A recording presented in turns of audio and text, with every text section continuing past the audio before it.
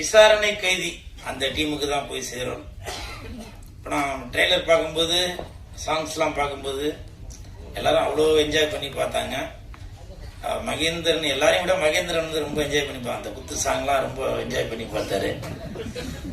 So இன்னமும் வந்து அவர் நாட்டாமல இருந்து இன்னும் அந்த டீச்சரை தூக்கின்னு போனது யாருன்னு இன்னும் அவர் மறக்காம இருக்கிறாருன்னு நினைக்கிறேன். என்றும் இளமோட இருக்கும் மாஸ்டர் மகேந்திரனுக்கு வாழ்த்துக்கள். ஹீரோ உன்னிகிருஷ்ணன் அவர்கள், அவர் வந்து டூயட் பண்ணது, ஆக்ஷன் பண்ணது, எனக்கு அதெல்லாம் விட அவரோட தாடி தான் ரொம்ப பிடிச்சிருந்தது. எல்லாருக்கும் தாடி நமக்கு இது வரைக்கும் வரும், இல்லை சில பேருக்கு ஆட்டு தாடி மாதிரி வரும். இவருக்கு பார்த்தீங்கன்னா அந்த இதில் ட்ரெயிலர் பார்க்கும்போது தெரிஞ்சது, சாங்ல எல்லாம் இப்படி கிராஸாக இருந்துச்சு. அப்போ வந்து அசோகன் சார் வச்சிருப்பாரு, அந்த மாதிரி ஒரு நல்ல ஸ்டைலாக அந்த கிருதாவோட சேர்ந்த அந்த தாடி எனக்கு ரொம்ப பிடிச்சிருந்தது சார். உங்களுக்கு என் மனமார்ந்த வாழ்த்துக்கள். ஏன்னா ஒரு ஹீரோட்டையும் ஒரு ஸ்டைல் இருக்கும்.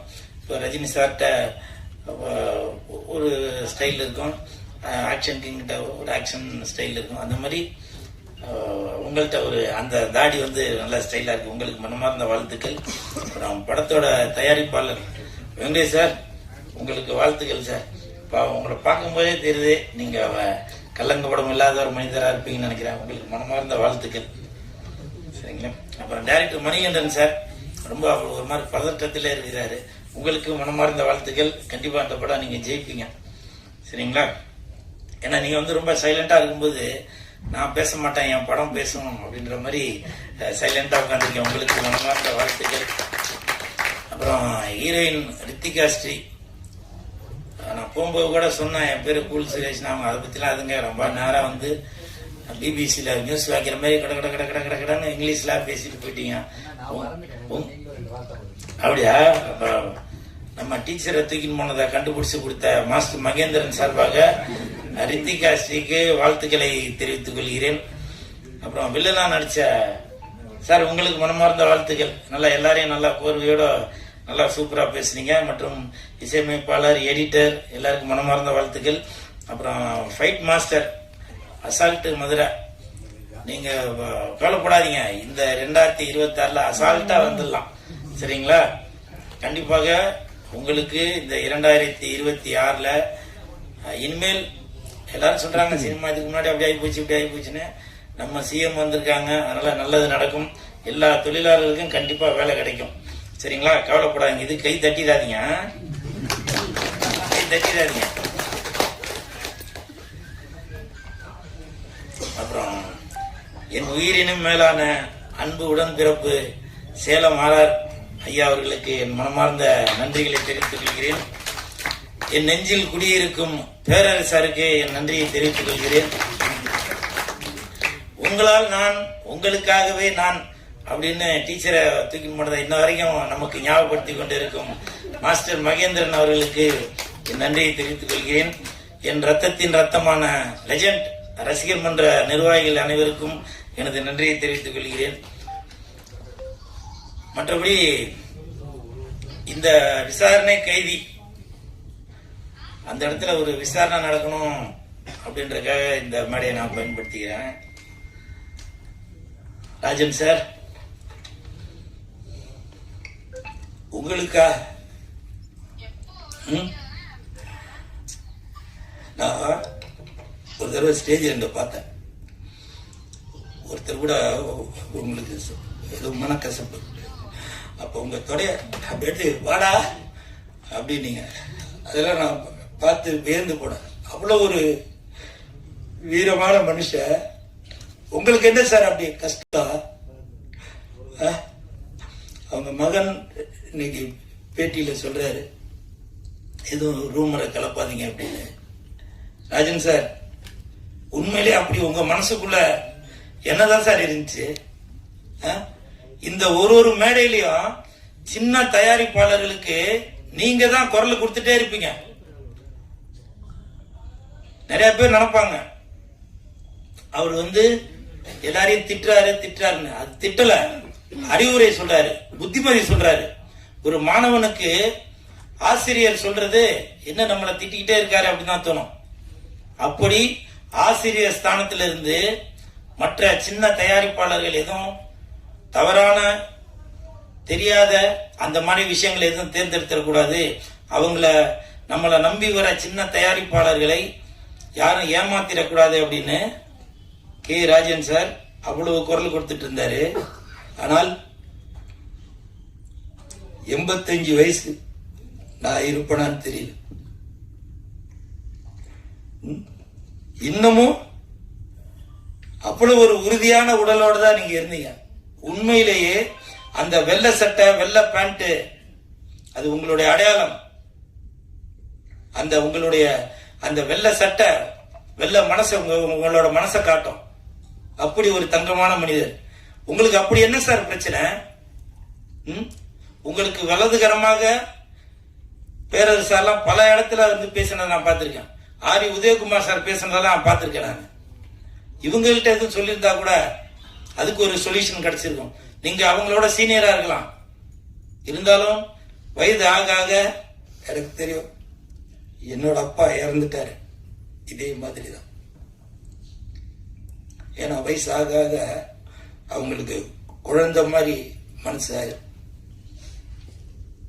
தன்னுடைய பசங்களா இருந்தாலும் சரி, மனைவியாக இருந்தாலும் சரி, காசு பணம் எதுக்குமே ஆசைப்படாம அப்படி இருப்பீங்க. நான் அனுபவப்பட்டேன்.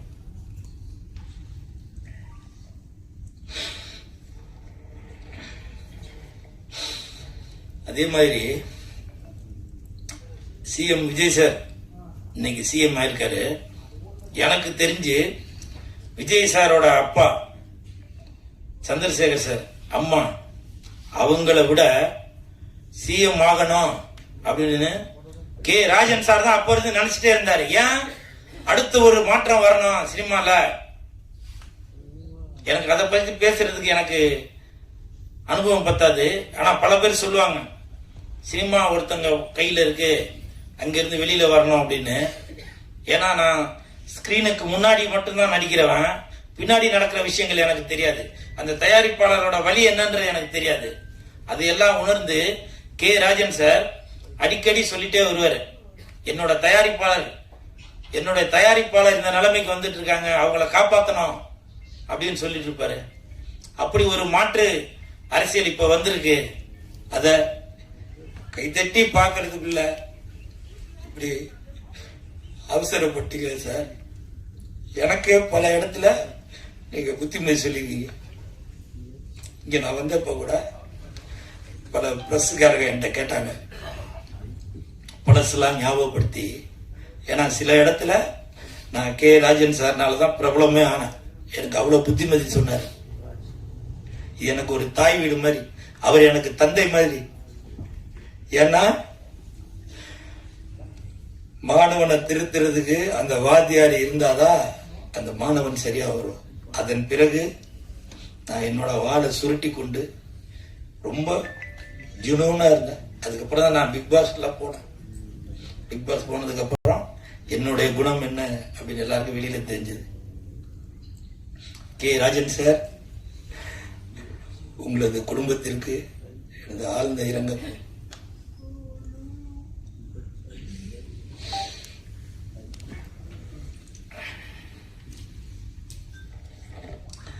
அதே மாதிரி இன்னொரு பிரச்சனை, நான் குடும்பத்தை நான் தான் சொல்றேன். ஜெயம் ரவி சார், ரவி மோகன் சார், உங்களோட கதர்லாம் நான் பார்த்தேன். அந்த வீடியோவை எடுத்து நான் யாருக்கு அனுப்பணுமோ அந்த வீடியோவை அனுப்பிச்சேன். எல்லா குடும்பத்திலையும் பிரச்சனை இருக்கதான் சார் செய்யுது. யாருக்கு பிரச்சனை இல்லை? எவ்வளவு பெரிய ஆள் வேணா எடுத்துக்கங்க. சினிமா மட்டும் இல்ல, அரசியல், தொழிலதிபர் யாராக இருந்தாலும் சரி, பிரச்சனை இருக்குதான் செய்யுது. நீங்க அதை வெளியில கொண்டு வந்து வேடிக்கை பார்க்கிற நிலைமை தான் வந்திருக்கு. பல பேர் சப்போர்ட் பண்ணுவாங்க, பல பேர் எதிர்ப்பு தெரிவிப்பாங்க. இதே மாதிரி நடிகர் பிரசாந்த் அவர்கள், எனக்கு தெரிஞ்சு சூப்பர் ஸ்டார் ரஜினி சாருக்கு பிறகு அடுத்த இடத்தை பிடிக்க வேண்டியவர் தியாகராஜன் சாரோட சன் பிரசாந்த் சார் தான். அவர் பிடிச்சிருக்கணும். அவரும் இந்த மாதிரி ஒரு குடும்ப சூழ்நிலையில மாட்டிக்கிட்டு அந்த இடமே வெற்றிடமாச்சு. அதனால ஜெயம் ரவி சார், தயவு செய்து சொல்றேன், நானும் ஒரு குடும்பஸ்தன். அதனால உங்களுடைய உடன்பிறவா சகோதரன் கேட்கிறேன், உங்களுடைய குழந்தைகளோட நலன் கருதி தயவு செய்து நீங்க ஒரு சுமூகமான ஒரு முடிவு எடுத்து நீங்க ஒத்துமையா வாழணும். ஜெயம் ரவி சார், நீங்க வந்து கோவத்துல வந்து சொல்றீங்க நான் இனிமேல் நடிக்க போறதில்லை அப்படின்னு. எனக்கு சினிமா இண்டஸ்ட்ரியை சேர்ந்தவங்க சொன்னாங்க, சேட்டலைட் நல்லா வியாபாரம் ஆகுறது ஜெயம் ரவிக்கு தான் அப்படின்னு. அப்படிப்பட்ட ஒரு மனிதரை ஏன் தமிழ் சினிமா இழக்கணும்?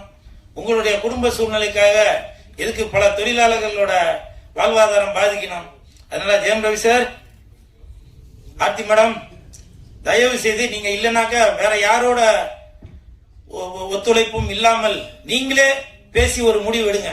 ஏன்னா நான் குடும்பஸ்தர், எனக்கு தெரியும், எனக்கு பல துன்பங்கள் இன்ன வரைக்கும் இருந்துட்டு தான் இருக்கு. எல்லாத்தையும் நான் சமாளிச்சு தான் போயிட்டு இருக்கேன். அதுதான் குடும்பம். ஸ்டேஜில் உள்ளவங்களுக்கு பல பேருக்கு தெரியாது. ஏன்னா வழி சொல்றதுக்கு ஊரே வரும், ஆனா வழி சொல்றதுக்கு ஒருத்தர் கூட வரமாட்டாங்க. அப்படிப்பட்ட தட்டுங்க சார். இது எனக்கு மட்டும் இல்ல, ஜெயம் ரவிக்கு மட்டும், எல்லாருக்கும் தான் சொல்றேன். வழி சொல்றதுக்கு ஊரே வரும், ஆனால் வழி சொல்றதுக்கு ஒருத்தம் கூட வரமாட்டாங்க. என்ன கூட பல பேர் சொல்லுவாங்க, எதுக்கு நீ தியேட்டர்ல போய் கத்திட்டு இருக்கிற, எதுக்கு நீ அந்த நிகழ்ச்சிக்கு போற இந்த நிகழ்ச்சிக்கு போற அப்படின்னு. நீங்க டைரக்டர் தானே, நீங்க ப்ரொடியூசர் தானே, எனக்கு ஒரு வழி காட்டலாம்ல. அதுதான். அதனால ஜெயம் ரவி சார், தயவு செய்து நீங்க இதை புரிஞ்சு 2 பேரும் சுமூகமாக ஒரு முடிவு எடுங்க. அப்புறம் இது விசாரணை கைதி அப்படின்றதால இந்த விசாரணை சொல்றேன் நானு. முதல்ல குழந்தைகளுக்கு, அதாவது இப்ப உள்ள குழந்தைகளுக்கு செல்போனை காமிச்சு அதுல உள்ள ரீல்ஸை காமிச்சு தான் சோறு ஊட்டிட்டு இருப்பாங்க. தெரியாதனமாக நம்ம சிஎம் விஜய் சார் ஒரு அறிக்கை ஒண்ணு கொடுத்துட்டாரு, இனிமே டாஸ்மார்க்ல 10 ரூபா பணம் வாங்க மாட்டாங்க எக்ஸ்ட்ரா அப்படின்னு. அது சொன்னதுதான் சொன்னாரு. ஆனா இப்போ எல்லாரும் அந்த வீடியோ எடுத்து போட்டுட்டு இருக்காங்க. வேணும்னு அந்த கடைக்கு போறது, அவங்க கிட்ட வம்பு பண்றது, வம்பு பண்ணி அது ஒரு வீடியோவா எடுக்கிறது. எதுக்கு நீ 20 ரூபா வாங்குற, 10 ரூபா திருப்பி கொடுத்தாங்க, அந்த பாட்டில் திருப்பி கொடுத்தா 10 ரூபா திருப்பி கொடுத்துருவோம் இப்படின்னு சொல்லி வம்பு பண்ணிட்டு இருக்காங்க. அதாவதுங்க, எல்லாத்துக்குமே அரசாங்கம் உங்க பின்னாடியே வராதுங்க. நமக்கு தான் சுய ஒழுக்கம் வேணும். புரியுதுங்களா? உங்களுக்கு தெரியுதுல்ல, தண்ணி அடிச்சாக்க அது உடல் நலத்துக்கு கேடுன்னு தெரியுது. வேணும்னு அந்த ஒயின் ஷாப்காரங்கிட்ட சண்டை வலிக்கணும்ன்றதுக்காகவே நீங்க போய் அங்க போய் காசை கொடுத்து, இது வந்து 140 தான் போட்டிருக்கு, எதுக்கு நீ 160 வாங்குற அப்படின்னு நம்முடைய சிஎம் விஜய் சாருக்கு கெட்ட பேர் வாங்குறதுக்காக சில தீய சக்திகள் அந்த மாதிரி வேலை பார்த்துட்டு இருக்கிறீங்க. இதை வந்து நான் டிவிக்கேன்னு வேற, நான் வீடியோல தான் பார்த்தேன், டிவிக்கேன்னு வேற பெருமையா வேற சொல்றீங்க. எங்க அண்ணன் விஜய் சொல்லியிருக்காரு, நீ எதுக்கு 10 ரூபா எக்ஸ்ட்ரா வாங்குற, 20 ரூபா எக்ஸ்ட்ரா வாங்குற அப்படின்னு. இது எதுக்கு? ஒரு அரசை நல்வழிப்படுத்துவதற்காக நம்ம இருக்கணும்.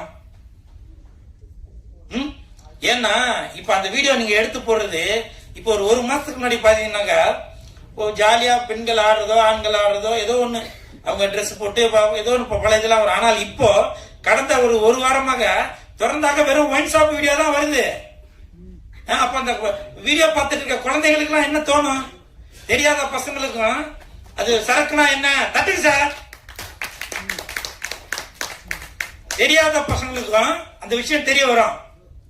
நம்மளும் அது என்னன்னு தெரிஞ்சுப்போம் அப்படின்னு. அதனால தயவு செய்து சுய ஒழுக்கம் நம்மள்கிட்ட தான் இருக்கணும். திட்டம் போட்டு திருடுற கூட்டம் திருடிக்கொண்டே இருக்கும், அது சட்டம் போட்டு தடுக்கிற கூட்டம் தடுத்து கொண்டே இருக்கும். திருடனாய் பார்த்து திருந்தாவிட்டால் திருட்டை ஒழிக்க முடியாது. அப்ப சொன்னீங்க எதனா ஒண்ணு தப்பு நடந்துச்சுனாக்க இது வந்து திமுகவோட வேலை அப்படின்னு, செந்தில் பாலாஜியோட வேலை அப்படின்னு சொன்னீங்க. இப்ப நீங்க யாரை குறை சொல்லுவீங்க? அதனால தயவு செய்து அந்த தீய பழக்கத்தை விட்டுருங்க. நீங்க வீடியோ போடுறதுக்காகவே நீங்க ஒயின் ஷாப்புக்கு போறீங்களான்னு தெரியல. அப்ப 10 ரூபா வாங்கினாரு செந்தில் பாலாஜின்னு சொன்னீங்க, இப்ப 20 ரூபா வாங்குறாங்க அப்படின்னு அது ஒரு தவறான குற்றச்சாட்டை வர சொல்லிட்டு இருக்கீங்க. உங்களுடைய அந்த வீடியோ பார்க்கும்போது பொதுமக்களை விடுங்க, உங்களுடைய அம்மா அப்பா, உங்களுடைய மகன்கள் மகள்கள் அக்கா தங்கச்சி எல்லாரும் பார்க்க மாட்டாங்களா? அந்த சூடு சொரணம் உங்களுக்கு வேணாமா?